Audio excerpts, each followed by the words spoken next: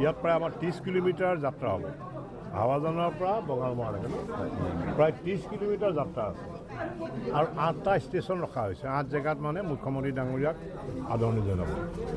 তাৰ উপৰিও ব্যক্তিগতভাৱে কোনোবা ৰাস্তা কিনাৰত থাকিলেও মুখ্যমন্ত্ৰী ডাঙৰীয়া সকলোৱে মানে আশীৰ্বাদ ল'ব আৰু 8টা ষ্টেচনত খুব সুন্দৰভাৱে আৰু মাননীয় আমাৰ বিধায়ক ডাঙৰীয়াটো প্ৰায় 60,000তকৈ অধিক লোকৰ সংখ্যাৰ কথা কৈছে মই ভাবোঁ যে 60,000 যদি সংখ্যা যদি আমি ইয়াত জনসম্পৰ্ক যদি কৰিব পাৰে মানে মুখ্যমন্ত্ৰী যদি আশীৰ্বাদ 60,000 যদি লোকে যদি দিয়ে তেতিয়া অসমৰ ভিতৰতে মানে এটা বিগ মানে এইটো কি বুলি কওঁ মানে এটা ৰেকৰ্ড হ'ব যে বিপিৰ সমষ্টিত 60,000 জনসাধাৰণে 60,000 ৰাইজে আই মাতৃসকলে বিশিষ্ট ব্যক্তিসকলে মুখ্যমন্ত্ৰী ডাঙৰীয়াক আশীৰ্বাদ দিছে গতিকে আমি ভগৱানৰ ওচৰতে প্ৰাৰ্থনা কৰিছোঁ যে মুখ্যমন্ত্ৰী ডাঙৰীয়া আপোনালোকে দেখিছে কালি 12 ঘণ্টা তেওঁ 12টালৈকে কৰিছে 12 ঘণ্টা তেওঁ মানুহৰ লগত জনসম্পৰ্ক আজিও সেই একে অৱস্থা গতিকে আমি খুব সেইকাৰণে দুটা সমষ্টিয়ে কালি বাছি লৈছোঁ আমাৰ বিহালী আমাৰ গহপুৰ আৰু ইয়াত গহপুৰত 3 ঘণ্টা আৰু ইয়াত আমি মেক্সিমাম 4.5 ঘণ্টা